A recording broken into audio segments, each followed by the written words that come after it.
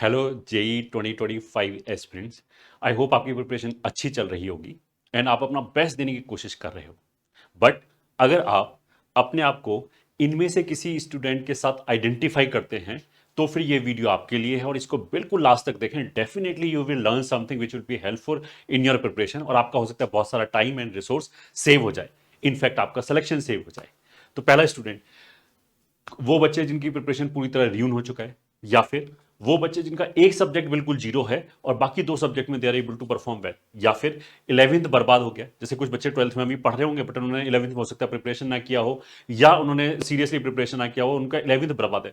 तो जेई में अच्छा परफॉर्म करने के लिए आपके सारे चैप्टर, तीनों सब्जेक्ट अच्छे होने चाहिए। 11th बर्बाद से काम नहीं चलेगा, आप अपने पोटेंशियल के हिसाब से अच्छा परफॉर्म नहीं कर पाएंगे। या फिर theory is fine but not able to solve question. बहुत सारे बच्चे ऐसे भी होते हैं कि जिनकी थ्योरी तो उन्हें समझ में आती है बट वो क्वेश्चन नहीं कर पाते। या फिर not able to grasp due to first time preparation. बहुत सारे बच्चे पहली बार प्रिपरेशन कर रहे होंगे, फिर वो कंपटीशन देख के इतना डर जाते हैं कि बाकी लोग तो बहुत आगे हैं, उन्हें तो अभी समझने में ही बहुत टाइम लगता है। या फिर you are one among those जिनकी प्रिपरेशन पहले सही चल रही थी, फिर समहाउ बीच में आके डीरेल हो गया। और डीरेल होने का कोई भी रीजन हो सकता है। बहुत सारे बच्चे बीमार पड़ जाते हैं, बहुत सारे बच्चे केयरलेस हो जाते हैं, या फिर और किसी जैसे बोलते हैं गलत डायरेक्शन में चले जाते हैं, तो उसकी वजह से प्रिपरेशन डीरेल होना। या फिर सेल्फ प्रिपेयरिंग स्टूडेंट्स, बट मतलब बहुत सारे बच्चे ऐसे सोचते हैं कि 11th 12th में मैंने प्रिपरेशन किया है बट अब मैं तो खुद ही तैयारी कर लूंगा ताकि मेरे को टाइम ज़्यादा मिले। बट एक दो महीने प्रिपरेशन करने के बाद उनका जो प्रिपरेशन और डायरेक्शन लेस हो जाता है, उन्हें पता नहीं होता है कि कब क्या करना है और प्रिपरेशन काफ़ी कुछ हैफेजर्ड हो जाता है। या फिर वो बच्चे जिनका ह्यूज बैकलॉग है, किसी भी रीजन से हो सकता है, अपनी गलती की वजह से भी हो सकता है इंस्टीट्यूट में टीचर चेंज हो गए हो जिसकी वजह से कुछ सब्जेक्ट रुक गया हो, और उस ह्यूज बैकलॉग को देख के बच्चे को बहुत टेंशन होता है कि जनवरी अटेम्प्ट से पहले पहले ही won't be able to do it.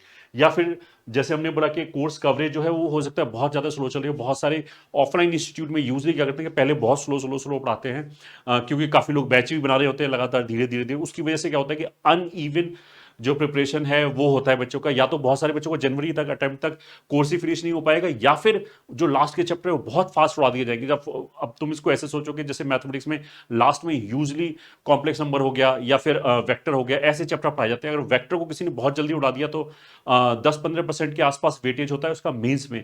अगर वो बहुत जल्दी उड़ गया तो जो स्कोरेबल पोर्शन है वहां पे बच्चा will not be able to score. तो दिस इज ऑल्सो खतरे की घंटी। या फिर 10th हो सकता है कि कुछ पर्टिकुलर चैप्टर्स में फोबिया हो बच्चे को। तो अगर आप इनमें से कोई भी बच्चे के साथ अपने आप को एसोसिएट करते हैं तो इस वीडियो को बिल्कुल लास्ट तक देखिए। आपको कुछ ना कुछ सीखने को जरूर मिलेगा। तो सबसे पहले तो इनमें से अगर आप किसी भी कैटेगरी में लाई करते हैं तो आपको घबराने की कोई जरूरत नहीं है। टीम कंपटीशन आपको हेल्प करने के लिए तैयार है और अपना आइकॉनिक कोर्स लेके आया है, जैसे क्रैश कोर्स, जिसमें सी क्यूब और चैम्प दो तरह के कोर्सेस है। जो चैम्प हमारा है वो हमारा बेसिकली रिवीजन कोर्स है, और जो सी क्यूब है वो हमारा क्रैश कोर्स है। इस क्रैश से अगर किसी बच्चे को अभी प्रिपरेशन करना है तो सबसे पहले मैं इन बैच के बारे में हल्का फुल्का बताऊंगा। फिर यूजली जो इन पॉइंट पे भी आई विल डिस्कस कि क्या क्या बच्चों के दिमाग में क्या क्या गलत चीजें जाती हैं जिसकी वजह से उनकी प्रिपरेशन डिलेल हो जाती है, या फिर अभी क्या क्या सावधानी हमें बरतनी है जनवरी तक ताकि हम अपना बेस्ट परफॉर्मेंस दे पाए। तो पहले हम क्विकली कोर्स की तरफ चलते हैं। तो we are having two kind of courses. First is C cube, that second is champ. तो चैम्प हमारा बेसिकली रिवीजन कोर्स है। इसमें एम क्या है? सी क्यूब उन बच्चों के लिए जिनको कोर्स कंप्लीट करना है बिल्कुल, जिसको बोलते हैं कि स्क्रैच से करना है, बिल्कुल जीरो से उनको प्रिपरेशन करना है और कोर्स को पढ़ना भी है, क्वेश्चन प्रैक्टिस भी करना है। चैम्प बेसिकली रिवीजन के लिए, रिवीजन में री आता है, उसका मतलब क्या है कि ये एक बच्चे ने कोर्स कर रखा है बट उसको अभी लास्ट में फिनिशिंग टच देना है ताकि उसका स्कोर जबरदस्त बूस्ट हो पाए। या फिर उसको हो सकता है उसकी थोड़ी सी कम प्रैक्टिस रह गई हो, तो उसको एक बार ढंग से सिस्टमैटिक वे में एक सारे चैप्टर को फिनिशिंग टच देना है, अच्छी प्रैक्टिस करनी है ताकि उसका स्कोर बूस्ट हो पाए। तो दोनों ही जो कोर्सेज हैं उनका जो एम है वो अलग अलग है। ये उस बच्चे के लिए जिसकी प्रिपरेशन ड्यून हो चुकी है, या फिर एक सब्जेक्ट बिल्कुल गायब है, या फिर उसकी 11th गायब है, तो वो सी क्यूब के हेल्प से उसको एक मिनिमम लेवल तक पहुंचा जा सकता है ताकि वो जनवरी वाली अटेम्प्ट के लिए फुल्ली तैयार है और वहां पे वो 99 परसेंटाइल ला पाए। चैम्प जो है वो उन बच्चों के लिए जिन्होंने पढ़ रखा है, जिन्होंने थ्योरी वापस नहीं पढ़ना है, बस केवल हल्का सा ब्रशअप करना है, फॉर्मूले वगैरह देखने हैं और क्वेश्चन प्रैक्टिस करना है, ये उन बच्चों के लिए। तो जो बैच की स्टार्टिंग डेट है वो दोनों की ही 16 सितंबर से स्टार्ट होने वाले हैं। जो फीस है वो देखिए, एक सिंसियरिटी हमने फीस लगाई है। थ्योरेटिकली तो आप इसको फ्री ऑफ कॉस्ट भी कर सकते हो, कैसे कर सकते हो वो मैं बताऊंगा। तो सब जो सिंसियरिटी फीस है दैट इज सी क्यूब के लिए 3,999 और चैम्प के लिए 2,999 है। ठीक है। ये इस चीज को रोकने के लिए कि बहुत सारे नॉन सीरियस बच्चे क्या होते हैं कि जैसे वो मटेरियल कलेक्टर होते हैं या फिर कहीं पे ही फ्री का कोर्स मिलेगा वो वहां पे इनरोल कर लेंगे, फिर एक आध दिन जाएंगे फिर नहीं जाएंगे, उसके बाद वो नॉन सीरियसनेस आती है। तो वी वांट कि हमारे पास केवल सीरियस बच्चा ही आए जो अपना 100% देने के लिए तैयार है। और अभी तक अगर मान लिया नॉन सीरियस था भी, तो अब उसने ये ठान रखा है कि आगे तो मेरे को सारा टाइम जो है वो केवल पढ़ाई में ही व्यतीत करना है। तो ऐसे बच्चों के लिए हमने ये फीस रखा है। अगर कोई सिंसियर बच्चा है और इस बैच से पढ़ रहा है तो आराम से 99 परसेंटाइल क्रॉस कर सकता है अगर वो अपना पूरा 100% दे रहा है रिमेनिंग टाइम में। फिर भी हमने क्या किया है कि अगर कोई भी बच्चा 97 परसेंटाइल किसी भी मेन में, चाहे मेन फर्स्ट में या सेकंड में, या उससे ज्यादा लेके आता है, तो हम आपकी फी रिफंड कर देंगे। अब फी कितना रिफंड करेंगे कि इसमें से जो जीएसटी वाला पार्ट है वो तो गवर्नमेंट के पास चला जाएगा, जीएसटी काट के जो फीस बचती है, मतलब ये 3999 में से 3389 ये वाली जो फीस है वो हम आपको रिफंड कर देंगे अगर आपका 97 परसेंट आता है किसी भी मेंस में, चाहे पहले में चाहे दूसरे में। किसी भी एक में आ गया तो चलेगा, दोनों में आना जरूरी नहीं है। सेम चीज अगर इसमें भी 97 परसेंटाइल आता है तो जो 2999 फीस है उसमें से जीएसटी वाला पार्ट छोड़ के 2542 ये वाली फीस हम आपको रिफंड कर देंगे। अच्छा, रिफंड में क्राइटेरिया क्या है कि जब आईआईटी जेई एडवांस का पेपर हो जाएगा उसके बाद हमारे पास रिसोर्सेज फ्री होते हैं, क्योंकि हमें हर साल ही हम ये करते हैं और काफी बच्चों को करना पड़ता है हजारों की तादाद में। तो उसके अंदर हमारी एक बैंडविड्थ चाहिए होती है, हमें रिसोर्सेज चाहिए होते हैं, तो वो एडवांस के बाद ही फ्री होते हैं। क्योंकि उससे पहले तो जैसे मेन्स वन हुआ तो उसके पेपर बन रहे हैं, वो काम चल रहा है, तो उन सब चीजों में बिजी रहते हैं। तो इसलिए ऐसा नहीं कि मेन वन के तुरंत बाद ही बच्चा बोले कि मेरे पैसे वापस दो। तो इसलिए ये वाली चीज हम पहले से डिस्क्लेमर डालें कि आपको फीस वापस मिलेगा। हर साल हम हजारों बच्चों को करते हैं, बट वो मेंस का जब एडवांस का जब एग्जामिनेशन हो जाएगा 2025 में, मई के लास्ट में या जून में, उसके बाद वी विल रिफंड इट। ठीक है। अच्छा, जो क्लास की फ्रीक्वेंसी है वो दोनों में 6 डेज पर वीक होगा, क्योंकि अभी टाइम इतना बचा है, इतना कम बचा है कि हमें 6 डेज क्लासेस तो लगानी पड़ेगी, तभी एक बच्चा 99 परसेंटाइल का होप कर सकता है। जो क्लास की मतलब इसमें दो तरह के पार्ट है। एक तो क्लास शेड्यूल होंगी, तो जो क्लास शेड्यूल होगा वो सीक्यू वाले कोर्स में हमारा दिसंबर के लास्ट तक क्लासेस शेड्यूल हो गए, उसके बाद ये वाला चीज खत्म हो जाएगा। बट एक्सेस जो है वो आपके पास बिल्कुल लास्ट तक रहेगा। वैसे तो ये मेंस के कोर्सेज हैं दोनों, ये रिवीजन कोर्स मेंस के लिए है, एडवांस के लिए तो हमारा कैट्स होता है जो रिवीजन कोर्स है, और ये जो सी क्यूब है ये भी क्रैश कोर्स मेंस के लिए ही है। बट फिर भी बहुत सारे बच्चे क्या करते हैं कि बिट सेट हो गया या फिर WBJE हो गया, MSCET हो गया, इन सब एग्जामिनेशन में भी ये कोर्स बहुत ज्यादा हेल्प करता है, क्योंकि वो थोड़े से मेन से और डाइल्यूटेड होते हैं, तो उसमें तो ये बिल्कुल परफेक्ट फिट होता है। वहां पे तो बच्चा 100% तक स्कोर कर जाता है। तो हर साल हमसे बच्चे बोलते हैं कि मेंस के लिए भले ही हो बट इनका एक्सेस हमारा बंद मत कीजिए जब तक सारे एग्जामिनेशन ना हो जाए। तो इसी चीज को ध्यान में रखते हुए जब तक हमारा जेई एडवांस का पेपर नहीं हो जाता और उसके बाद भी बिट सेट होता है, तो जब तक वो बिट सेट का पेपर नहीं हो जाता 2025 में, तब तक हम इसका एक्सेस आपके पास रहेगा। आप उसको बार बार रेफर कर सकते हैं, दोबारा पढ़ सकते हैं। ठीक है, ये इसके बारे में हो गया। अब इस कोर्स में रजिस्टर कैसे करें, उसके लिए जो इस कोर्स मतलब इस वीडियो के जो डिस्क्रिप्शन में लिंक दे रखा है आप उसको फॉलो कर सकते हैं, या फिर किसी भी तरह का आपका डाउट है तो वो आप इस नंबर पे कॉल कर सकते हैं, @8 मतलब 8888000021 या 7410900901। अब इन तीनों नंबरों में 7410900900 इतना तो कॉमन है, 168 ये अलग अलग, इन चारों में से किसी भी नंबर पे आप बात कर सकते हैं किसी भी तरह का अगर आपको डाउट है। तो ये तो वो आइकॉनिक कोर्स हो गए जिन्होंने पास्ट में बहुत अच्छा परफॉर्म किया। बच्चा बिल्कुल जब हताश हो जाता है उसके बाद जब वो हमारे पास आता है और फिर वो हमसे बोलता है कि अब तो आप ही सब कुछ हमारे लिए कर दो, कि हमें कितने टाइम पढ़ना है, कहाँ से क्वेश्चन करने हैं, कौन सा मटेरियल करना है, बिकॉज ये मैं कर करके थक गया हूँ और हर बार घूम फिर के मेरा टाइम ही वेस्ट होता है।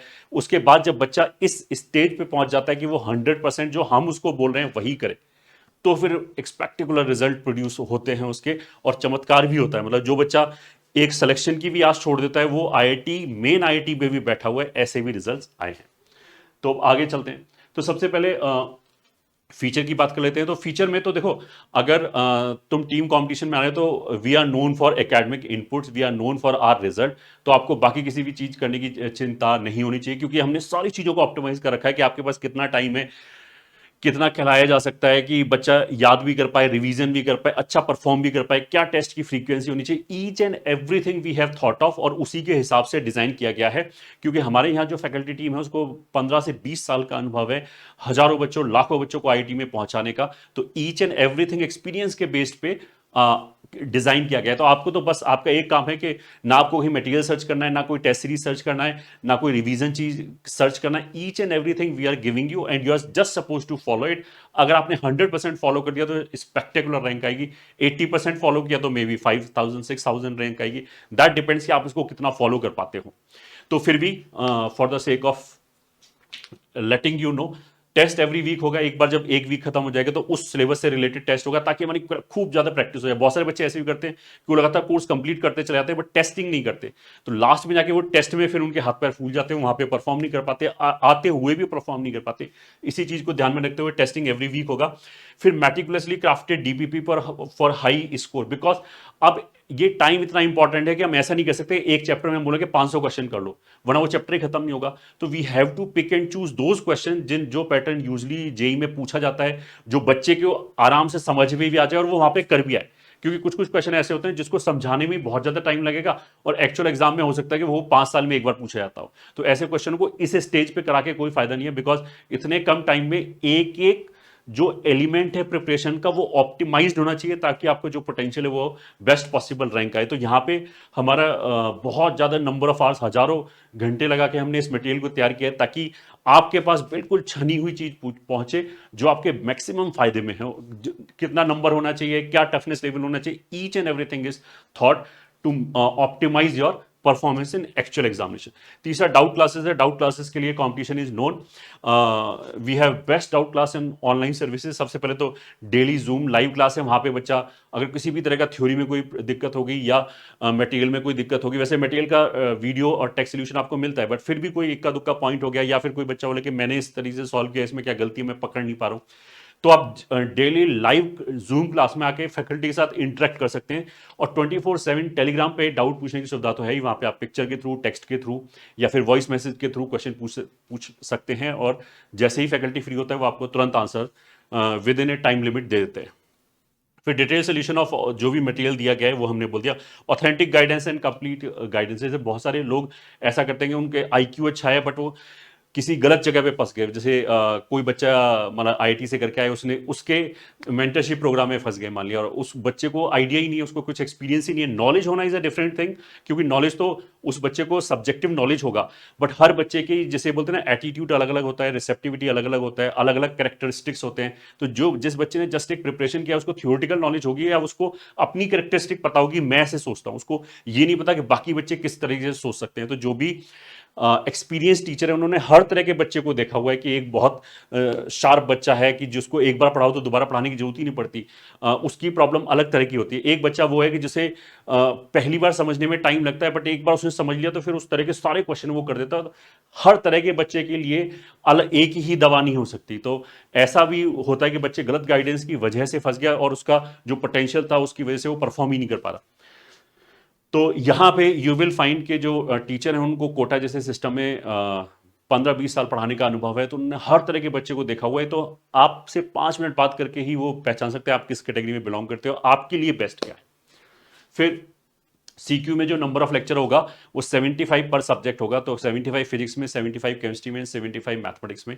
तो इसके अंदर क्वेश्चन की प्रैक्टिस भी कराई जाएगी एंड ऑफकोर्स थ्योरी भी पढ़ाई जाएगी और स्क्रैच से पढ़ाई जाएगी। मतलब ये ऐसा नहीं है कि बहुत सारे क्रैश कोर्स क्या होते हैं, यूजली ऑफलाइन वाले भी ऐसे होते हैं और ऑनलाइन में भी कुछ लोग ऐसे बोलते हैं, वो बोलते हैं कि हम जीरो से तो पढ़ा ही नहीं सकते। तो फिर क्रैश कोर्स का फायदा क्या है? वो क्या है कि क्वेश्चन के थ्रू हम आपका रिवीजन कराएंगे।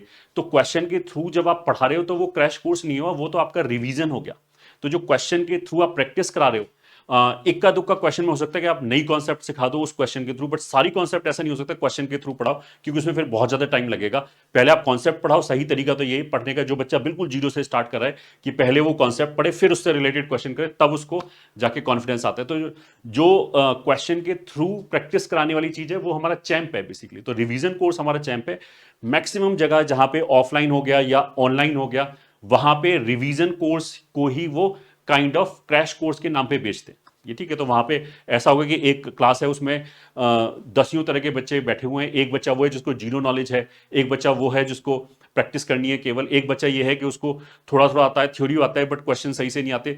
बट ऐसे जैसे बोलते हैं खिचड़ी वाली क्लास में जब पढ़ाना चालू करते हैं तो कॉम्प्रोमाइज एक बीच की लाइन लेनी पड़ती है, तो उसमें क्या तो सभी का लॉस हो जाता है। हमने ऐसे दोनों बच्चों को अलग अलग कर दिया है कि अगर आपको बिल्कुल स्क्रैच से पढ़ना है, क्रैश कोर्स जिसका मतलब रियल क्रैश कोर्स जिसको बोलते हैं, तो उसके लिए ही सी क्यूब है। मतलब इसके लिए ऐसा कोई प्री रिक्विजिट नहीं चाहिए कि आपका कोर्स किया होना चाहिए। अगर आपका कोर्स किया हुआ है तो फिर क्रैश कोर्स करने की क्या जरूरत है, फिर तो और प्रैक्टिस करो क्वेश्चन उठा के। अगर आपने कोर्स मान लिया रिवीजन करना है। अब रिवीजन दो तरह का हो सकता है कि अभी कोर्स आपका रनिंग है, 75% 80% हो गया है या 60% हो गया है, बट टाइम नहीं मिल रहा आपको पुराना रिवाइज करने में, तो उसके लिए भी ये चैम्प के लेक्चर यूज किए जा सकते हैं थ्योरी रिवीजन के लिए। और दूसरा मैंने ये भी बोला कि लगभग कोर्स कंप्लीट होने वाला है, उसके बाद हमें एक सॉलिड पंच देना है अपनी प्रिपरेशन को, प्रैक्टिस को, तो उसके लिए ये चैम्प कोर्स है। तो यहाँ पे कुछ पढ़ाया नहीं जाएगा ऐसा थ्योरी, ऐसा नहीं है कि मतलब क्वेश्चन के थ्रू तो कुछ कुछ पॉइंट समझाएंगे जो जिससे बोलते हैं ना हाईली प्रोबेबल क्वेश्चंस होते हैं, वो वाले चीज यहाँ पे लिया जाएगा, बट यहाँ ऐसा नहीं कि ईच एंड एवरी थ्योरी बिल्कुल स्क्रैच से पढ़ाया जाएगा। उसके लिए चैम्प है, इस चीज का जरूर ध्यान रखें। हर बार हम ये अलग अलग समझाते हैं, फिर भी कोई बच्चा ऐसा है कि जो जिसकी प्रिपरेशन अच्छी है और उसके मेंस में 200 मार्क्स आ रहे हैं, वो सीक्यू लेके बैठ गया। अगर किसी का भी मार्क्स मान लिया 150 160 आ रहा है, तो उसे स्क्रैच से करने की जरूरत ही नहीं है ना, उसे तो फिर प्रैक्टिस करने के लिए चैम्प कोर्स है, उसे तो फिर रिवाइज करना है। तो ऐसे बच्चे के लिए चैम्प है। सी क्यूब उसके लिए जो जिसकी प्रिपरेशन रियूंड हो चुकी है, या फिर सी क्यूब उसके लिए कि जिसका मान लिया 2 सब्जेक्ट अच्छा चल रहा है बट एक सब्जेक्ट बिल्कुल खत्म है, अब उसको वो सब्जेक्ट पढ़ने के लिए टाइम ही नहीं है बिल्कुल जीरो से, तो ऐसे बच्चे के लिए सी क्यूब हो सकता है कि सी क्यूब उसको एक मिनिमम लेवल तक पहुंचा दे और उसका जो परसेंटाइल है वो आराम से 99 परसेंटाइल तक पहुंच जाए। आइए नेक्स्ट पॉइंट चलते हैं। अच्छा, अब इसमें बहुत सारे बच्चे ऐसे भी करते हैं कि जैसे सी क्यूब एक क्रैश कोर्स हो गया, वो फिनिश हो गया, उसके बाद बच्चा बोलता है कि मेरे पास तो अभी 1 महीना और बचा है। जैसे जनवरी में जब टेस्ट होगा, एक्चुअल एग्जामिनेशन होगा, तो ये कोर्स तो हमारा दिसंबर के लास्ट तक खत्म हो जाएगा, तो फिर वो बोलता है कि मैं और प्रैक्टिस करना चाहता हूं, तो और प्रैक्टिस करने के लिए ही तो चैम्प कोर्स है। अब वो बच्चा ऐसे कर सकता है, अभी सी क्यूब से पढ़े और बिल्कुल लास्ट में जाके जब उसका कोर्स सी क्यूब खत्म हो जाए फिर चैम्प ले ले। या फिर कोई बच्चा ये बोले कि अभी मैं बाकी बच्चों से मैं ज्यादा टाइम निकाल सकता हूं, तो सी क्यूब के लेक्चर करने के बाद भी मेरे पास 1 घंटा बच गया है और मैं और क्वेश्चन प्रैक्टिस करना चाहता हूं, अभी से सॉलिड करना चाहता हूं। तो ऐसे बच्चे को हम बोलते हैं कि चलो चैम्प और सी क्यूब दोनों ले लो, चैम्प के थ्रू तुम रिवीजन भी करते रहना और एक्स्ट्रा प्रैक्टिस भी करते रहना, बट सबसे पहले तो आपको सी क्यूब भी करना है। तो जो बच्चा ये दोनों चीज ले रहा है, ठीक है, उसके लिए हम एक स्पेशल ऑफर दे रहे हैं कि अगर अभी आप दोनों चीज लेते हो तो इंडिविजुअल प्राइस को अगर हम ऐड करें तो लगभग 7,000 बैठेगा, तो उसमें हमने 1,000 रुपीज का डिस्काउंट दे दिया है, एंड इट इज 5,999 में आप दोनों ही ले सकते हो। अब जो बच्चा सीरियसली पढ़ रहा है वो उसको अभी ले बाद में ले कोई फर्क नहीं पड़ता, क्योंकि इसके ऊपर भी वही 97 परसेंटाइल वाला जो ऑफर है दैट इज एप्लीकेबल, कि अगर आपका 97 परसेंटाइल आता है और आपने अगर इतनी भी फीस दी है तो इसमें से जीएसटी काट के बाकी आपको सबको वापस मिल जाएगा। तो इसमें ऐसा कोई फर्क नहीं पड़ता कि अभी ले लिया तो ज्यादा पैसे लग जाएंगे, बाद में ले लिया तो कुछ नहीं। ये तो अभी ले लिया तो 1,000 रुपीज आपका बच जाएगा अभी के लिए।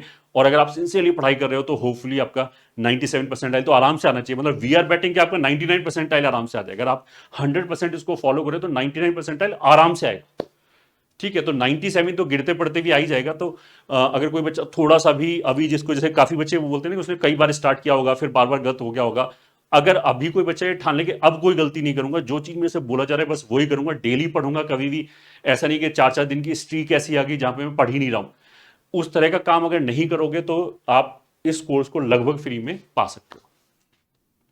अच्छा, अब नेक्स्ट पॉइंट आएगा who should join C cube. तो वैसे वैसे तो मैंने वीडियो के शुरू में बिल्कुल बता दिया था किस बच्चे के लिए, फिर भी मैं बोल देता हूं कि अगर अभी तक किसी बच्चे का कोर्स जो है वो 30% या उससे कम हुआ है, तो उसका मतलब क्या है कि जो बचा हुआ टाइम है उसका ढंग से कोर्स होगा नहीं, फिर तो उसे एक सिस्टमैटिक वे में तीनों सब्जेक्ट का पूरा कोर्स एक मिनिमम लेवल तक कवर करना चाहिए। और ऐसे बच्चा हो सकता है कि अभी वो मेंस प्लस एडवांस दोनों करने की कोशिश कर रहा हो, ज्यादा ग्रैब करने की कोशिश कर रहा हो, तो उसके हाथ में ना रहो, तो उसको तो फिर ये स्ट्रेटजी अपनानी चाहिए कि अगर जनवरी में पहला मेंस आएगा तो उसे पहले मेंस के क्वेश्चनों से लड़ना पड़ेगा, तो उसे mains and then advance he can do, because theory दोनों के लिए सेम ही है। और जनवरी के बाद जो एडवांस तक का टाइम है वो बहुत ज्यादा टाइम है, उसमें आराम से बच्चा एडवांस लेवल के क्वेश्चन की प्रैक्टिस करके एडवांस में बहुत अच्छी फाइट दे सकता है। बट जो बच्चा दोनों में करने की कोशिश करेगा और मान लिया उसका जनवरी खराब होता है, तो फिर क्या होता है उसके जो बाद का टाइम है वो भी ढंग से यूटिलाइज नहीं हो पाएगा, उसमें वो मेंस और एडवांस के बीच में खेलता रहेगा और बचा हुआ टाइम भी उसका वेस्ट हो जाएगा। अदरवाइज अगर कोई बच्चा जनवरी में मान लिया 99 परसेंटाइल ले आता है, उसकी मेंस की टेंशन खत्म होगी, तो उसके बाद 4 महीने बचते हैं और 25 चैप्टर है, तो एक दिन में एडवांस के 40-50 क्वेश्चन की आराम से प्रैक्टिस की जा सकती है पर सब्जेक्ट आराम से। तो 25 दिन में ही एक बहुत अच्छी साइकिल लगाई जा सकती है जिसमें हमने एडवांस के एक मिनिमम नंबर ऑफ क्वेश्चंस कर लिए होंगे। तो ये तो 25 दिन हो गए, जबकि तुम्हारे पास तो 4 महीने हैं, तो उसमें परफॉर्मेंस को कहीं तक भी पहुंचाया जा सकता है अगर आप डेडिकेटेड हो। तो यू कैन इवन थिंक कि आराम से 1,500 के अंदर रैंक आ जाएगा, बट उसके लिए आपको प्लानिंग अभी से करनी पड़ेगी। पहले मेंस की मेरी टेंशन खत्म हो, ऐसा ना हो कि जनवरी के बाद वाला टाइम मेरा इसी पार्ट में डूब जाए, क्योंकि अगर माने जनवरी में अच्छा नहीं आया तो आपको अंदर से कॉन्फिडेंस ही नहीं आएगा एडवांस की प्रिपरेशन स्टार्ट करने का, फिर तो आप अप्रैल वाले मेंस की प्रिपरेशन करोगे और अप्रैल के बाद रिलेटिवली जो बोलते हैं कम टाइम बचता है एडवांस तक के लिए। या फिर कुछ लोग ऐसे होते हैं कि कुछ चैप्टर उनको समझ में नहीं आए, बोलते हैं ये चैप्टर तो मैं छोड़ के जाऊंगा। तो यू शुड अंडरस्टैंड कि जो पेपर सेट कर रहा है उसको भी ये पता है कि ये चैप्टर टफ है, बच्चे इसे अवॉइड करते हैं, तो उसका बहुत ईजी क्वेश्चन डाल देगा, तो बाकी बच्चे कराएंगे, आप पीछे रह जाओगे। और एक क्वेश्चन अगर आपने, मान लो कोई बच्चा 6000 की रैंक पॉइंट पे फाइट कर रहा है, उसने एक क्वेश्चन छोड़ दिया तो उसकी रैंक हजारों में पीछे जाती है एक साथ, ऐसा नहीं कि 100-200 ड्रॉप होगी, उसकी हजारों में पीछे चली जाएगी। तो ऐसे बच्चे को हम बोलते हैं कि बिल्कुल छोड़ के मत जाओ। पहली बार तो ये साइकोलॉजिकल ब्लॉकेज होगा, you should solve it, but somehow if you are not able to do it, तो कम से कम सी क्यूब से एक मिनिमम लेवल तक तो करके चले जाओ, तो करके चले जाओ कि अगर इजी और मॉडरेट क्वेश्चन आ जाए तो you should be able to solve it. तो ये ऐसे बच्चों के लिए भी है कि हम अपनी प्रिपरेशन में लूप होल ना छोड़ें। या फिर कुछ बच्चे ऐसे होते हैं कि 12th में पढ़ रहे हैं बट उसके 11th के चैप्टर बिल्कुल खराब है, क्योंकि हो सकता है उसने 11th की तैयारी नहीं की हो, तो हम बोलते हैं कि 11th अभी वो बच्चा बोलेगा मैं 12th का सिलेबस चल रहा है, मैं 11th के लिए टाइम ही नहीं मिल रहा, बहुत कम टाइम निकल पाता है, 11th के जितने नंबर ऑफ लेक्चर वो मैं कंप्लीट कर ही नहीं सकता दिसंबर तक। तो ऐसे बच्चे को हम बोलते हैं कि ठीक है 11th तुम अभी के लिए सी क्यूब से कर लो, ताकि मेंस तुम्हारा सॉर्ट हो जाए और उसके बाद फिर तुम उसको सॉलिड पंच दे देना एडवांस तक के लिए। फिर प्रिपरेशन डिरेल हो सकती है due to wrong coaching selection. बहुत सारे लोग ऐसे होते हैं कि जैसे किसी कोचिंग में चले गए, वहां पे बहुत स्लो कोर्स चल रहा है, इसलिए ऐसे भी हो सकता है। ऐसे हो सकता है टीचर बार बार चेंज हो गया, या बहुत सारे जैसे बोलते हैं ना कि कॉन्ट्रैक्ट फैकल्टी है, उनका कॉन्ट्रैक्ट खत्म हो गया, बीच में छोड़ के चले गए, अब नए टीचर आए। पहली बार तो छोटे छोटे शहरों में तो ऐसा भी होता है कि एक एक महीने तक टीचर नहीं आ रहे। या फिर बड़ी बड़ी कोचिंगों में भी ऐसा होता है कि टीचर मान लिया चेंज हुआ, अब उसके साथ फ्रीक्वेंसी मैच नहीं करी, पहले अच्छी प्रिपरेशन चली थी एकदम डिरेल हो गया। अगर ऐसा कुछ है तो जिसकी वजह से बहुत ज़्यादा बैकलॉग हो सकता है, कि बच्चे का प्रिपरेशन में कॉन्फिडेंस ही टूट जाए। तो अगर किसी दूसरे ने गलती किया है तो यू शुड नॉट पे, मतलब ऐसा नहीं कि आपका जो भविष्य वो इस बात पे निर्भर हो जाए कि सामने वाला बंदा क्या कर रहा है। तो ऐसे बच्चे के लिए इट इज़ वेरी इंपॉर्टेंट कि वो बचे हुए टाइम को बहुत इंटेलिजेंटली यूज करे प्लानिंग के साथ। या फिर कोर्स जैसे बोलते हैं कोर्स लैग कर रहा है, जैसे ऑफलाइन कोचिंग में मैंने बोला कि बहुत सारे ऑफलाइन कोचिंग में क्या होता है कि एक बैच के अंदर सीरियस बच्चा भी बैठा है, नॉन सीरियस भी बच्चा बैठा है। अब जो नॉन सीरियस बच्चा है, जो नहीं पढ़ने वाला है, उसको खुश करने के लिए शुरू शुरू में कुछ कोचिंग वाले क्या करते हैं, बड़े आराम आराम से पढ़ाते हैं, छोटे छोटे एग्जाम्पल कराते हैं, जिससे कोर्स बहुत स्लो तक चलता है पहले 2-3 महीने, फिर उसके बाद वो एकदम दौड़ा देते हैं।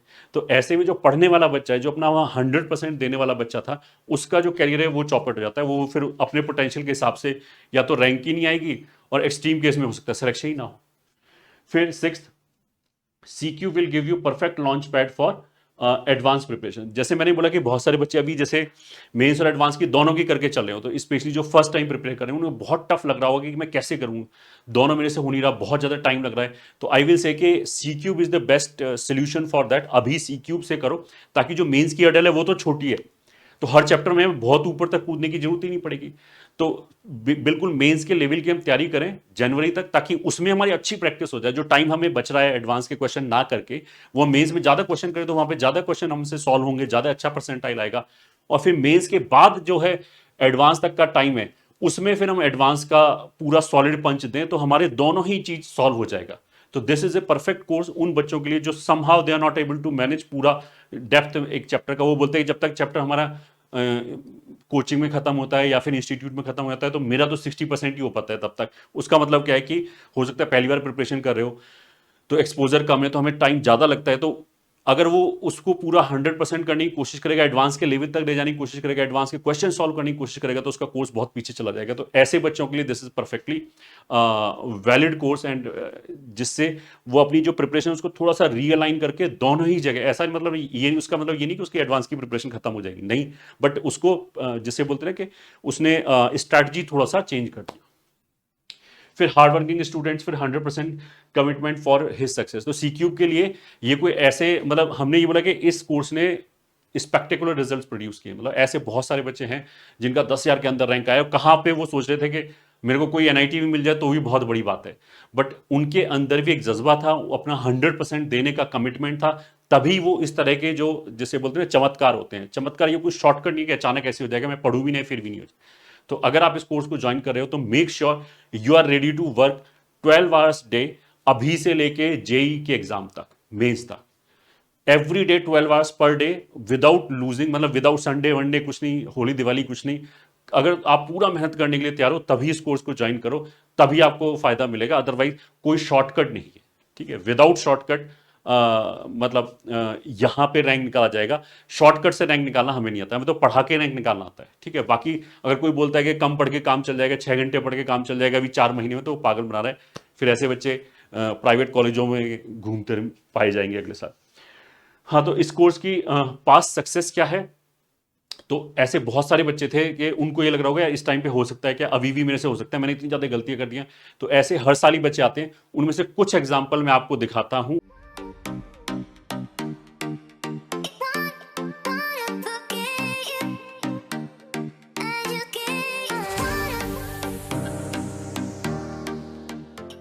आपका किसी भी तरीके से प्रिपरेशन अगर नहीं सही चला है तो इस टाइम पे मतलब आपने बार बार स्ट्रेटजी चेंज किया होगा, दैट इज फाइन।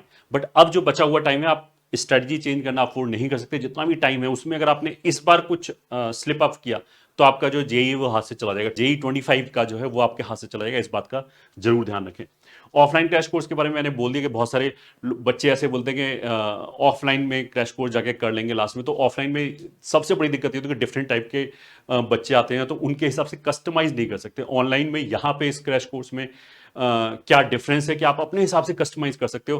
किसी बच्चे को मान लिया 25 में से हो सकता है 20 ही चैप्टर में दिक्कत है, 5 चैप्टर उसके अपने सॉलिड है, तो ऐसा नहीं कि वो क्लास में बैठा है तो उसे वो क्लास में अटेंड करनी पड़ती है। He can pick and choose अपनी हिसाब से, अपनी स्ट्रेंथ के हिसाब से वो इस कोर्स को मॉडिफाई कर सकता है और बेस्ट पॉसिबल रिजल्ट ला सकता है। क्योंकि थ्योरी तो डेफिनेटली एक चीज हमें चाहिए, प्रैक्टिस भी चाहिए। Time is also very important. हमारा टाइम किसी भी ऐसी एक्टिविटी में नहीं जाना चाहिए जो नॉन वैल्यू एडिशन वाली एक्टिविटी है, क्योंकि वो ऐसा हो सकता है कि उसकी वजह से मेरी रैंक 500 नीचे आ जाए। 500 नीचे आने का मतलब कि आईआईटी चेंज हो गया हमारा, और क्या बोलते हैं, ब्रांच चेंज हो गया। फिर बहुत सारे ऐसे कामचोर वाले बच्चे होते हैं कि जो जिन्हें अभी रियलाइज हो गया होगा कि उनकी प्रिपरेशन बिल्कुल खराब है, बट वो फिर भी बैठ के देखते रहेंगे कि हम तो लास्ट में वन शॉट से करेंगे। तो वन शॉट से you should be able to understand कि ऐसे बच्चे बेसिकली कामचोर होते हैं, वो खुद कुछ नहीं करना चाहते। तो देखो, आईआईटी जेई में अगर आप खुद कलम नहीं चलाओगे, खुद क्वेश्चन सॉल्व नहीं करोगे, खुद बार बार टेस्ट पेपर नहीं दोगे तो कुछ नहीं होगा। अगर आप ये सोच रहे हो कि जैसे कुछ कुछ वन शॉट होते हैं 6 घंटे का हो गया, अब बच्चा जाएगा सुबह वहां पे 6 घंटे बैठ गया, और अच्छा उसने 6 घंटे लगा भी दिए, उसने पूरा देख भी लिया, बट ये है कि उसने खुद कलम नहीं चलाई, बस वो पिक्चर की तरह देखता रहा, तो वापस आके उसे लगता है कि उसने पढ़ लिया बहुत ज्यादा। बट ऐसा नहीं होता, उसमें बहुत सारे एलिमेंट्स होते हैं। प्लस एक चीज को हजम करने के लिए हमें टाइम चाहिए होता है। ऐसा नहीं है कि हम 10 दिन का खाना एक दिन में खा लें तो वो पच जाएगा और हमारी बॉडी बन जाएगी, ऐसा नहीं होगा। हर चीज का अपना एक रोल होता है, उसका टाइम होता है। तो ऐसे बच्चे जो प्रिपरेशन बर्बाद है, वो और टाइम पास करने के लिए और टाइम बर्बाद करने के लिए वो ये बहाना ढूंढते हैं मैं तो लास्ट में दिसंबर में वन शॉट कर लूंगा।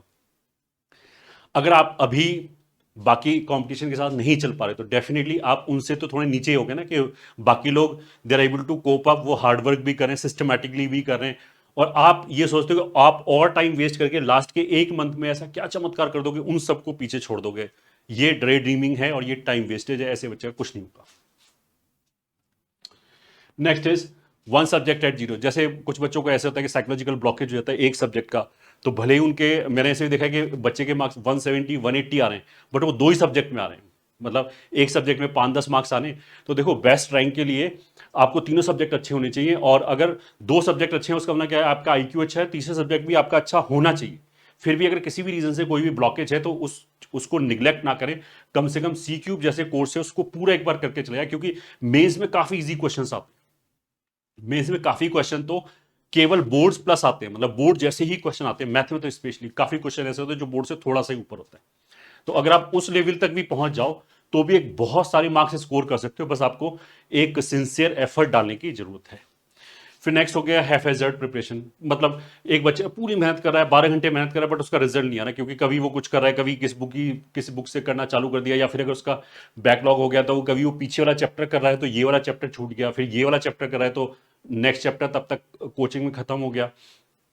फिर उसने कोचिंग वाला चैप्टर करने की कोशिश की तो पिछले चैप्टर से लिंक था, इसलिए उसे समझ में नहीं आया। तो ऐसे करके मेहनत बच्चा हो सकता है पूरी तरह कर रहा हो, बट उसकी प्रिपरेशन टोटली हैफ एजर्ड हो।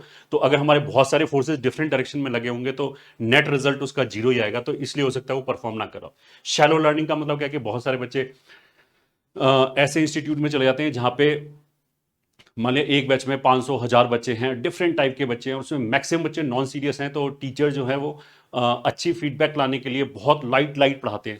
तो उसमें जो पढ़ने वाला बच्चा है उसका बहुत ज़्यादा नुकसान होता है। उसमें क्या करते हैं कि टीचर ने बस केवल ऊपर ऊपर से पढ़ा दिया, मतलब कहने के लिए जो बुक में लिखा है उसको काइंड ऑफ उन्होंने लाइव लिख दिया, रादर देन उसके डिफरेंट एस्पेक्ट समझाने के, डीप में समझाने के, लाइंस ऑफ थिंकिंग बताने के, डिफरेंट एंगल से दिखाने के कि ऐसे ऐसे गलतियां करते हैं।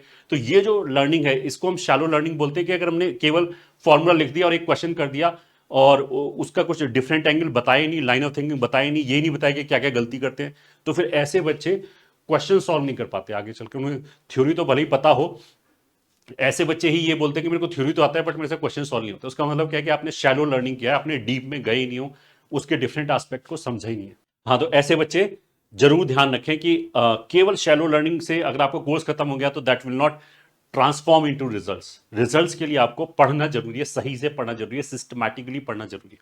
फिर कुछ बच्चे ऐसे होते हैं कि वो बोलते हैं मैंने 11वीं का कोर्स किया तो था बट बिकॉज रिवाइज नहीं किया तो अभी मैं कुछ रिकॉल नहीं कर पा रहा कि मेरे को कुछ आता भी है या नहीं आता है, और अभी पूरे लेक्चर वापस देखने का टाइम नहीं हो। तो ऐसे बच्चे ये भी कर सकते हैं कि वो सी क्यूब के थ्रू एक बार पूरा लेक्चर देख लें, तो जो उनके बैक ऑफ माइंड में चीज़ें पड़ी होंगी वो सामने आ जाएंगी लेक्चर देख के। और 11वीं ऑफकोर्स बहुत इंपॉर्टेंट है, उसके बेसिस पे बहुत सारे 12th के चैप्टर भी बर्बाद हो जाएंगे। तो ऐसे बच्चे भी सी क्यूब का यूज़ कर सकते हैं। या फिर कुछ बच्चों ने बहुत लेट स्टार्ट किया हो किसी भी रीज़न की वजह से, या ह्यूज बैकलॉग हो गया हो, तो ऐसे बच्चे सी क्यूब का यूज कर सकते हैं। जो अभी तक मेंस और एडवांस दोनों की तैयारी कर रहे थे वो अपनी स्ट्रेटजी चेंज करके पहले मेंस एंड देन एडवांस, ताकि दोनों ही चीज वो कर पाए। अगर वो दोनों चीज एक साथ लेके करने की कोशिश करेंगे तो हो सकता है कुछ भी ना हो। फिर कुछ बच्चे ऐसे भी हैं जिन्होंने हो सकता है कि 11th और 12th में प्रिपरेशन किया हो, फिर उन्हें लगता है कि इस बार तो मैं खुद ही कर लूंगा, सेल्फ कर लूंगा। अब उन्होंने करना चालू किया। अब प्रिपरेशन में बहुत सारे एस्पेक्ट होते हैं, केवल नॉलेज और क्वेश्चन ही नहीं होते हैं। किस अमाउंट में देना है, कितने क्वेश्चंस करने हैं, कौन से सोर्स से करने हैं, कब टेस्ट लेने हैं, बहुत सारी चीज़ें उसके चीज मतलब एलिमेंट्स हैं प्रिपरेशन के which are very equally important. तो ऐसे बच्चे ऐसे भी होते हैं कि थोड़ी दूर जाके डायरेक्शन लेस हो गए कि पता नहीं कभी कुछ उठा के पढ़ लिया, कभी कुछ पढ़ लिया, सब कुछ उल्टा पुल्टा चल रहा है and they will lose confidence. तो अगर ऐसा है तो अभी भी टाइम है, अभी भी हम सुधर जाएं और अपनी प्रिपरेशन को एक स्ट्रीमलाइन कर सकते हैं with the help of this course. And बहुत सारे बच्चे ऐसे हैं कि जो सिंसियर हैं बट उन्होंने बार बार कई सारा, जैसे किसी भी तरीके से बैकलॉग हो गया, फिर उन्होंने कुछ टाइम वेस्ट हो गया, फिर उन्होंने बोला कि नहीं अब मंडे से मैं दोबारा चालू करूंगा।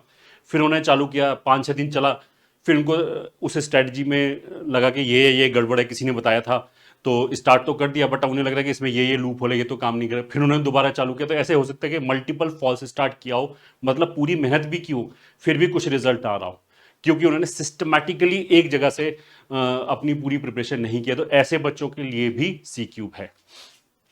फिर आगे आते हैं चैम्प किस बच्चों के लिए, ऑफ कोर्स जिसका कोर्स फिनिश हो गया हो 75% से ज़्यादा, तो जो पुराने चैप्टर अपने रिवाइज करना चाहे, क्योंकि हो सकता है उसके नोट से रिवाइज करने का टाइम ना मिल रहा हो, और या फिर वो ऐसा भी हो सकता है कि पुराने चैप्टरों में और प्रैक्टिस करना चाहते हैं ताकि उसका जब कोर्स खत्म हो तो सारे चैप्टरों में इक्वली, जैसे बोलते हैं, पारंगत हो, प्रैक्टिस हो उसकी अच्छी, ऐसे बच्चे। और सेकंड चीज मैंने बोल दिया कि अगर पुराने चैप्टर मान लें उसको रिवाइज करने के लिए टाइम नहीं मिल रहा है तो हमारा एक चैम का जो एक पहला थ्योरी लेक्चर होता है जिसमें हम थ्योरी ब्रशअप कराते हैं, और दूसरा लेक्चर जो होता है वो क्वेश्चन प्रैक्टिस का होता है, उसमें हम सेलेक्टेड क्वेश्चंस अच्छे अच्छे सेलेक्ट करके कराते हैं। तो उस थ्योरी लेक्चर से वो थ्योरी रिवाइज कर सकता है टेस्ट में जाने से पहले, क्योंकि टेस्ट देने का जब भी फायदा होता है जब हम तैयार हों। अगर तुम तैयार नहीं हो जाके टेस्ट पे बैठ जाओ तो हो सकता है कि तुम्हारे 130 मार्क्स आए, then you will be totally confuse कि मेरा पोटेंशियल 150 के लायक था या 210 के लायक था, तो वो पूरा जो कॉन्फिडेंस है वो हिल जाएगा। तो इट इज़ वेरी इंपॉर्टेंट कि आप तैयारी करके टेस्ट में जाएं।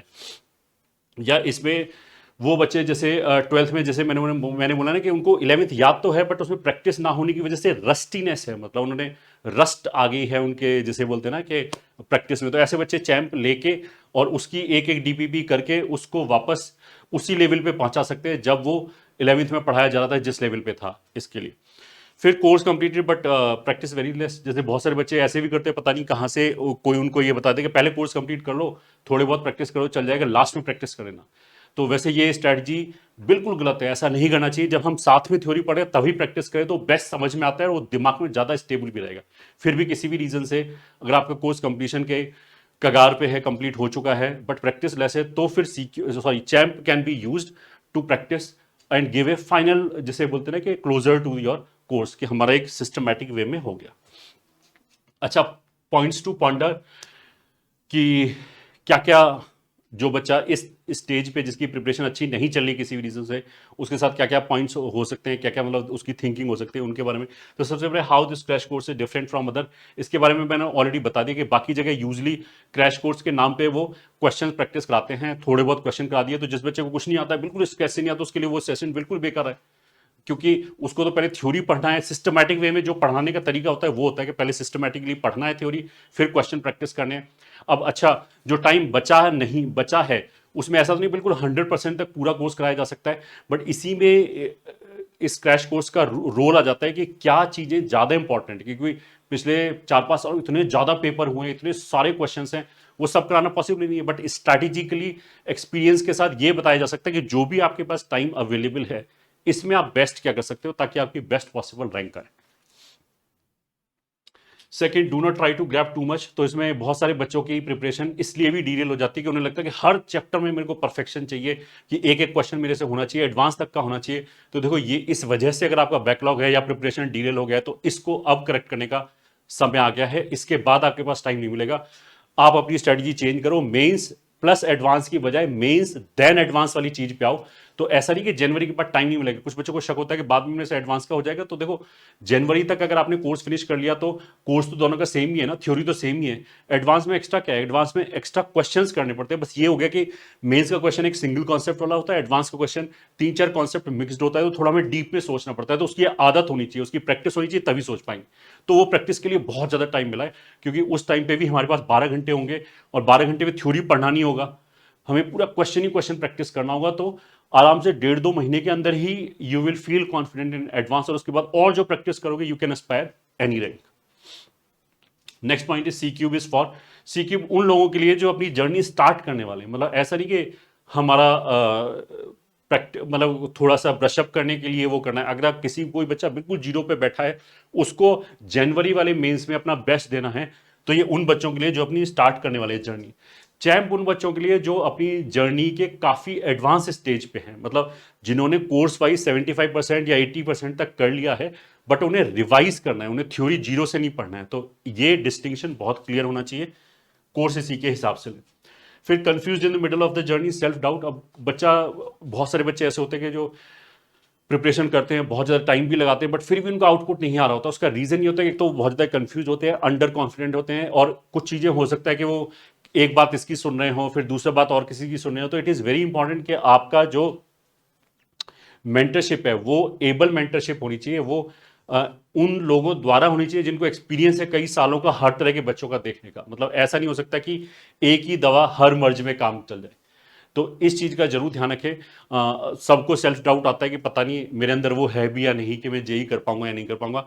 देखो, अगर आपको जैसे मान लिया, अगर मैं तो अपना ही एग्जांपल दे सकता, अगर हमारे यूट्यूब चैनल का आपने लेक्चर देखा और वो अगर आपको लेक्चर 80% तक समझ में आता है किसी भी चैप्टर का, तो उसका मतलब क्या है कि you have got in yourself that thing which can get you through JEE. तो मतलब आपके अंदर वो पोटेंशियल है, बस आपको सिस्टमैटिकली तैयारी करने की जरूरत है, प्लस सारी नॉइज कट करने की जरूरत है, और आपको पूरा 100% देने की जरूरत है। एक बार मतलब रिजल्ट तो दूर की बात हो गई, एक बार अपने आप से ये तो प्रॉमिस करो कि मैं डेली 12 घंटे सिस्टमैटिकली पढ़ूंगा पूरे अगले 6 महीने तक। अगर आप ये करोगे तो आपको अपने आप ही बहुत कॉन्फिडेंस आ जाएगा। अगर आपने ये 15 दिन भी कर लिया तो you will feel confident, because कभी कभी ऐसा होता है कि हमें लगता है कि चीजें बहुत बड़ी हैं, बहुत पहाड़ खड़ा हुआ है, बट जब आप सिस्टमैटिकली स्टेप लो, ये ठीक है, 5-10 दिन उस पर काम करो, देन यू विल फील कि इतना बड़ा दिक्कत नहीं है, आराम से कर लूंगा। तो that is very important to start. Next is shortcut dre dreaming, staring at the problem. इसका मतलब जैसे जो मैंने अभी बोला कि बहुत सारे बच्चे को प्रॉब्लम आइडेंटिफाई जो होता है कि ये मेरी दिक्कत है, ये ठीक है, फिर भी वो स्टेप नहीं ले रहे, वो डे ड्रीम कर रहे होते हैं कि मैं लास्ट में 1 शॉट करूंगा, मेरा हो जाएगा। ऐसे बच्चे अपने करियर के साथ खेल रहे हैं। मतलब जो ये आपका जो टाइम है वो मोस्ट इंपॉर्टेंट टाइम है आपके करियर का, जिससे अपना 30-40 साल आपका डिफाइन होगा। तो कम से कम अपना बेस्ट देने की कोशिश करो। अभी जो बच्चा जितनी मस्ती मारेगा उतना ही ज्यादा पे करेगा, उसका 20 टाइम्स ज्यादा पे करेगा आगे चल के। इस बात का जरूर ध्यान रखें। चीजें अपने आप सॉल्व नहीं हो जाएंगी। अगर कोई प्रॉब्लम है तो you have to take proactive step, आगे बढ़ के आपको चीजों को सॉल्व करना पड़ेगा, तभी ये होगा। नेक्स्ट इज, क्या सी क्यूब से हो जाएगा? मतलब कुछ लोग बोलेंगे कि 2-2, 3-3 साल तैयारी करते हैं तो क्या सी क्यूब से भी 4-5 महीने में हो जाएगा? तो देखो, definitely this is not the perfect thing, कि ऐसा नहीं कि इससे इससे अच्छा कुछ चीज नहीं था, मतलब यही चीज कंप्लीट है। अगर ये चीज कंप्लीट होती तो लोग बेकार 2-3 साल पढ़ते, ऐसा नहीं। But what we can do कि पेपर का एनालिसिस करके, पैटर्न्स देख के हम अपने टाइम को ऑप्टिमाइज कर सकते हैं। जो टाइम हमारे पास बचा हुआ है उसमें हम वो एलिमेंट डालें अपने एक्सपीरियंस से कि बच्चा 99 परसेंटाइल आराम से क्रॉस कर पाए। अब इसमें बहुत सारी चीजें, जैसे पहला हो गया एक 80-20 रूल, तो हम कैसे पढ़ाएंगे सीक्यू में? जो बचा हुआ टाइम है उसमें हम थ्योरी वाला वो पार्ट पढ़ाएंगे जिससे इजी एंड मॉडरेट क्वेश्चन जो पेपर में आते हैं, कोई भी पेपर होता है उसमें इजी, मॉडरेट, टफ 3 तरह के क्वेश्चन आते हैं, तो इजी और मॉडरेट वाले क्वेश्चन आराम से हो पाए, इतनी थ्योरी पढ़ाएंगे। क्योंकि जो टफ वाली थ्योरी वाला पोर्शन है उसको पढ़ाने में काफी टाइम लगता है, बच्चों को उसे हजम करने में बहुत टाइम लगता है, प्लस जो एक्चुअल एग्जाम होता है उसमें उसकी परसेंटेज भी कम होती है। जो हार्ड वाला पार्ट है मेंस के हिसाब से वो हार्डली 20% आता है, 10% आता है, बट उसमें टाइम बहुत ज्यादा लग जाता है।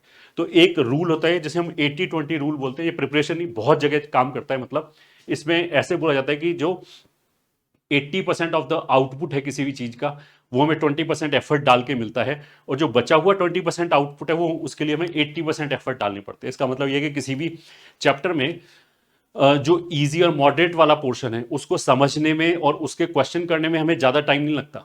अब मे बी अगर हम जेई की तैयारी बोले तो 80-20 नहीं हो सकता, 50-50 हो, कि इजी और मॉडरेट क्वेश्चन को करने के लिए जितनी हमें नॉलेज चाहिए उसके लिए हमें उस चैप्टर 50% टाइम लगेगा, बाकी का जो 50% टाइम है वो हमें टफ चीजें समझने में लगेगा। अब टफ चीजें ऐसा नहीं है कि उनका पेपर में पोर्शन भी 50% होता है, पोर्शन उनका काफी कम होता है। तो अगर किसी को बहुत हाई रैंक चाहिए तो उसको तो ये इंश्योर करना पड़ेगा कि कैसा भी क्वेश्चन आ जाए मैं I should be able to do it. But यहां पे बिकॉज जो हमारे पास टाइम बचा है उसके हिसाब से हम क्या करेंगे, इजी और मॉडरेट क्वेश्चन को टारगेट करेंगे। अगर इजी और मॉडरेट क्वेश्चन को टारगेट किया उसका मतलब क्या है कि हम पेपर का, किसी भी पेपर का जो टफ पेपर आता है, जो मेंस का टफ पेपर आता है कि ये पेपर बहुत टफ था, उसका भी हम आराम से 70% तक ट्राई कर सकते हैं। और 70% तक अगर टफ पेपर में हमने ट्राई किया तो हमारा परसेंटाइल 99.5 से ऊपर चला जाएगा, अगर हम गलतियां कम करें। मतलब कुछ बच्चे एक तो अटेम्प्ट करते हैं फिर उसमें सिली मिस्टेक भी कर दिया। अब कोई मान लिया 25 में से 20 क्वेश्चन अटेम्प्ट करे और उसमें 8 क्वेश्चन गलत कराए तो बहुत नीचे चला जाएगा। बट अगर गलती विद इन 10% है तो आप 99.5 से ऊपर आराम से जा सकते हैं। फिर कभी कभी क्या होता है कि ईजी पेपर आ गया, ठीक है, तो जैसे फिजिक्स का और केमिस्ट्री का जनवरी में यूजली लास्ट ईयर 2020, सॉरी इसी साल 24 में और 23 में भी काफी इजी पेपर आए, तो सी क्यूब के बच्चों ने 100% करके आ गए, क्योंकि उसमें कोई टफ क्वेश्चन मिला ही नहीं जिसकी थ्योरी उन्होंने पढ़ी नहीं रखी हुई। तो बिकॉज इजी आने से ये फर्क, बहुत सारे सी क्यू वाले बच्चे अच्छा इसलिए परफॉर्म, मतलब अच्छा नहीं, स्पेक्टेकुलर इसलिए परफॉर्म कर पाए कि वो टफ क्वेश्चन कोई आया नहीं, तो they were as good as somebody as जो 2-3 साल से प्रिपरेशन करके बैठा था, क्योंकि दोनों के लिए पेपर को सॉल्व करने के लिए उतना ही नॉलेज चाहिए था। तो this is again important factor. फिर मैथ में स्पेशली क्या होता है कि जो टफ क्वेश्चन है वो इंटीजर टाइम में डाल देते हैं। मतलब इंटीजर टाइम में ऐसे ऐसे टफ क्वेश्चन आएंगे जो एडवांस में भी नहीं आ सकते, ऐसे क्वेश्चन आए हुए हैं। नंबर थ्योरी के स्पेशली कुछ कुछ क्वेश्चन ऐसे हैं कि जो एडवांस के भी जो टफ क्वेश्चन है वो हैं, बट उन्होंने इंटीजर टाइम में डाल रखे थे। और इंटीजर टाइम में क्या था, 10 में से 5 क्वेश्चन करने, 5 छोड़ दो। तो इवन इफ पेपर के अंदर टफ पोर्शन था फिर भी वो ऑप्शनल था, इसलिए बच्चे जबरदस्त स्कोर कर पाए only on the basis of CQ. Okay कुछ बच्चे ऐसे बोलते हैं कि लेक्चर करते करते बहुत बोरियत हो जाती है, बहुत ज़्यादा बर्डनसम लगता है। तो देखो मैं इसके लिए ये बोलूँगा कि इसका तो कोई तोड़ नहीं है। ये तो फिर मतलब ये हो गया कि आप फिर आईआईटी के लिए बने ही नहीं हो, आप फालतू की ज़बरदस्ती इसमें आने की कोशिश करें, हो सकता है पेरेंटल प्रेशर में, या ऐसे नहीं हो जाएगा। अगर मान लिया आईआईटी की एक सर्टेन बार है, if you want to be called as cream of the nation, तो आपको उस बार को क्रॉस करना ही पड़ेगा, उसमें और कोई शॉर्टकट नहीं है, आपको वो करना ही पड़ेगा, इसमें और कोई चीज़ नहीं हो सकती। अगर मान लिया अभी आपको लेक्चर बोर लगते हैं तो वो डिपेंड करता है कि आपका मोटिवेशन लेवल क्या है। अगर if you are fine with paying lakhs of the rupees in private institution तो दैट्स फाइन। मतलब ऐसे बच्चे फिर वहीं पे एंड अप होंगे। मतलब ये सोच के देखो, मैक्सिमम जो बच्चे हैं आप लोगों में से उनमें अपनी 10th वाली मेंटेलिटी सोच के देखो। 10th वाली मेंटेलिटी क्या थी, बच्चे में जबरदस्त आग होती थी, वो चाहता कि कुछ भी लाओ मैं समझ जाऊंगा, क्यों नहीं समझेंगे अगर एफर्ट डालेंगे। इस तरह की जो एनर्जी है उसको वापस लाने की जरूरत है। अभी बहुत सारे बच्चे बहुत ज्यादा मार्क्स माइंडेड हो जाते हैं तो उनका नॉलेज पे से फोकस हट जाता है। मतलब वो समझने, मतलब जब लेक्चर चल रहा होता है तो वो ड्रे ड्रीम कर रहा होता है कि मैं आईआईटी में होगा या नहीं होगा, रादर देन वो जो नॉलेज उसको दिया जा रहा है उसमें उसका फोकस ही नहीं। तो स्पेशली जो बच्चा सोशल मीडिया पे बहुत रहता है या फिर जो ख्वाबों की दुनिया में रहता है उसको फिर अपना 100% देने में बहुत दिक्कत आती है। तो देखो ये सारी चीजें तो हमें कट करनी ही पड़ेंगी। हम ऐसा नहीं कर सकते कि जैसे एग्जाम्पल के तौर पे मान लिया एक जेसीबी मशीन है और उसका जो हैंड हो गया, उसको चलाने के लिए एक तो आप हाथ से ही कोशिश करो, बहुत ज़्यादा एनर्जी लगेगी, ये ठीक है, फिर भी वो सही से नहीं चलेगा। एक जो उसका पीछे बटन है या जो उसका हैंडल होता है वहां से करें तो वो बड़ा इजीली हो जाएगा। तो सेम चीज़ है यहाँ पे कि अगर कोई बच्चा ये बोले कि मैं लेक्चर में बोर हो जाता हूँ या 3 घंटे तक मेरा कॉन्सेंट्रेशन नहीं होता, उसका कोई इलाज नहीं है। उसका सबसे इलाज ये कि आपको सॉल्व करना पड़ेगा, आपको 3 घंटे लगातार बैठने की आदत होनी चाहिए। और आजकल रील्स वील्स के जमाने में बच्चों का अटेंशन स्पैन इतना छोटा हो गया है कि उन्हें आधे घंटे बैठने में दिक्कत होती है। तो इसका इलाज ये नहीं है कि हम आधे आधे घंटे में पढ़ाई करें, इसका इलाज ये है कि आप वो सारी चीजें छोड़ो, जो सोशल मीडिया उसको बिल्कुल छोड़ो, केवल पढ़ाई पे कॉन्सेंट्रेट करो। तब जाके 10-15 दिन में you will start feeling good कि 3-3 घंटे में पता नहीं लगेंगे कब चले गए। पेपर में हमें लगेगा अभी तो शुरू हुआ था, इतनी जल्दी खत्म भी हो गया। तब ये वाली सिचुएशन आएगी।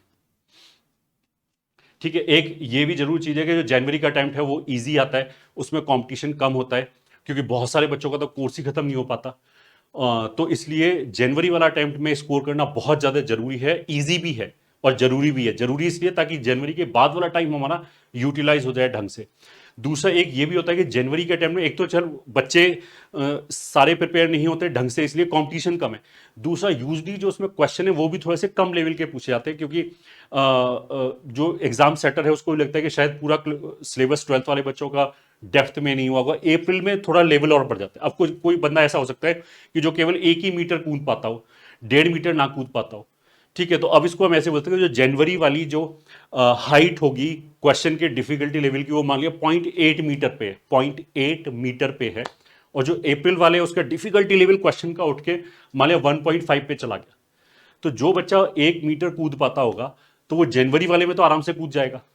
ठीक है, और अप्रैल वाले में उसको डिफिकल्टी आएगी, मतलब फिर वो उतना नहीं कूद पाएगा। तो इवन इफ बाहर का कंपटीशन चाहे कैसा भी हो, क्वेश्चन की जो इनहेरेंट जो कैरेक्टरिस्टिक है वही ऐसा है कि कुछ बच्चे जनवरी वाले क्वेश्चन ही सॉल्व कर पाएंगे मैक्सिमम। मतलब ऑफ कोर्स अप्रैल में भी इजी क्वेश्चंस आएंगे, बट एक तो क्वेश्चन का लेवल का डिफरेंस आ जाएगा, वहां पे थोड़े से और टफ क्वेश्चंस आएंगे, तो आपको और डीप में सोचना आना चाहिए। प्लस उसके बाद भी क्या होता है कि बच्चे ज्यादा तैयार हो जाते हैं, तो उसका इफेक्ट क्या होता है कि मैक्सिमम लोगों की जनवरी वाली ही परसेंटाइल बेटर आती है।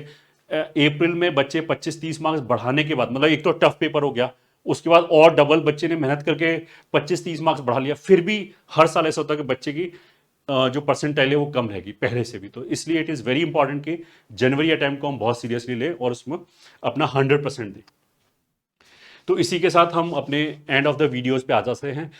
जो भी बच्चे 25 में प्रिपेयर कर रहे हैं, आई नो कि बहुत ज़्यादा प्रेशर होगा, सेल्फ डाउट होगा, तो ये सारी चीज़ें part parcel of your journey है, आपको इसके थ्रू जाना ही पड़ेगा। Then only you will become better version of your self.